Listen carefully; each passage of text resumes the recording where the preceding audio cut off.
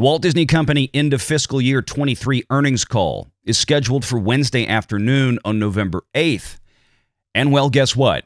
Things just got a whole lot more interesting. Because breaking news, Nelson Peltz is back.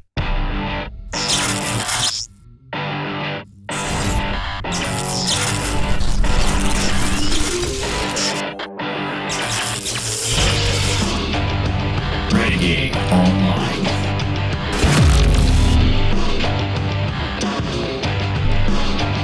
Well, folks, welcome back. Another great day here at Valiant Renegade. It's good to see everybody out there once again. And if you are like one of the many watching this video, not yet subscribed to this channel, please take a moment and turn that little red subscribe button to gray. Hit that like button, hit that notification bell, share this sucker out on the social medias, and of course, please do leave a comment before you head out the door today. Join us every Sunday afternoon at 6 p.m. Eastern for the live show. One of the biggest questions that I always get here on Valiant Renegade regarding Disney is, when is Nelson Peltz going to show back up? Well, today we have that answer, and he is back bigger than ever now with a $2.5 billion stake in Disney, making Trian one of the largest institutional holders of Disney stock. This from the Wall Street Journal: Nelson Peltz boosts Disney stake and seeks board seats. From the article in the Wall Street Journal by Lauren Thomas and Robbie Whelan, Nelson Peltz is planning a fresh push for board seats at Disney following a relentless slide in the entertainment giant's shares.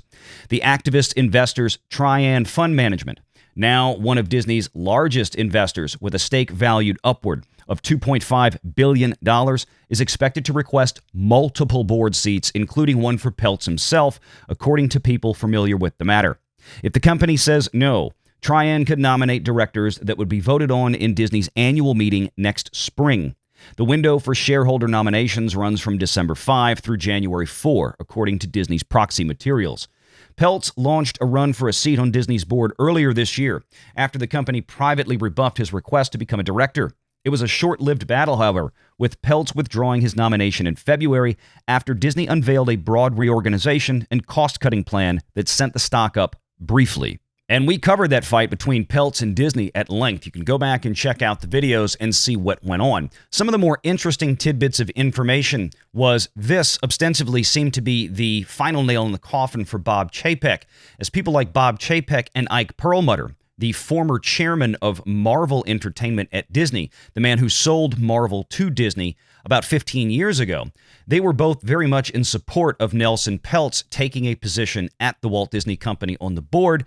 And the rest of the folks there, well, not so much of a fan, especially people like Christine McCarthy. And then, of course, Bob Iger was none too thrilled with that. And as we've reported on many occasions since then, Bob Iger had been still at Disney all along, working diligently behind the scenes to get Bob Chapek kicked to the curb. And according to Disney's own SEC filings they put forth last year following Bob Iger's return, and all the interaction that folks like Bob Chapek and Ike Perlmutter had with Nelson Peltz, became plenty obvious what was going on.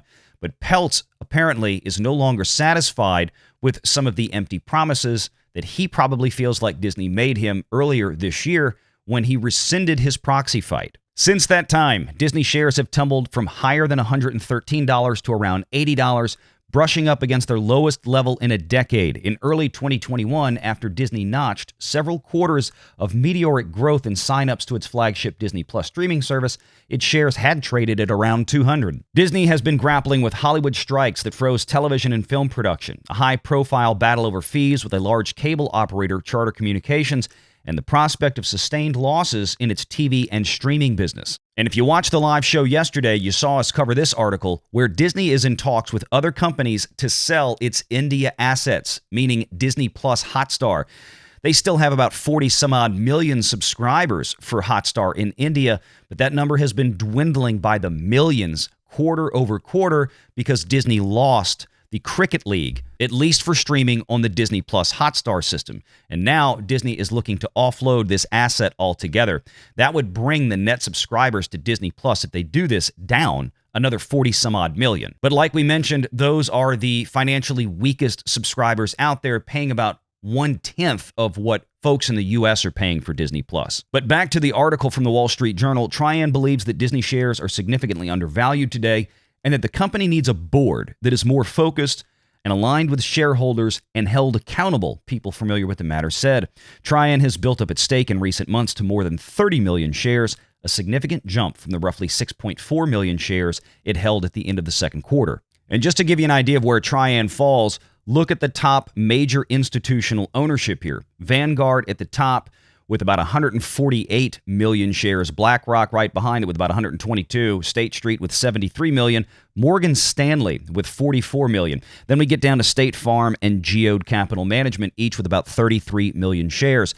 This is where Nelson Peltz is right now with Trian. He's in that 5th or 6th place behind those big 5. That's a major upgrade from what he had about a year ago in the first Proxy fight, where he held somewhere to the tune of around $1 billion worth of Disney shares. He is now 2.5 times more powerful a stockholder than he was a year ago during his first Proxy fight, and you saw how much noise he could make at that time.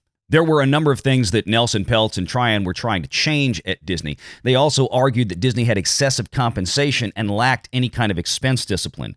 Disney at the time said it had continuously refreshed the board with a focus on directors with industry experience, and argued that Peltz didn't understand the media industry. The company also launched a succession planning committee to advise on Iger's replacement.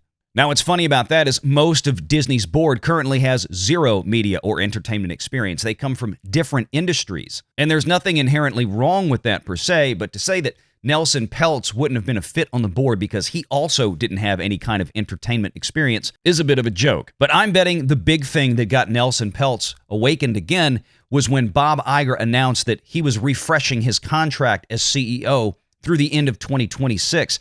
At the time that Nelson Peltz walked away from the Proxy fight earlier this year, Bob Iger was slated to leave at the end of 2024. And of course, succession planning was a big deal for Peltz and for Trian, and it seems that once again, as we've covered before, the Walt Disney Company Board of Directors has completely failed in their task to find an appropriate successor for Bob Iger, who never seems to want to leave, and is the cause, frankly, of all the problems that currently exist at the Walt Disney Company. One of the other things that Peltz and Trian asked for, along with many other Disney investors, was that the company restore some type of dividend.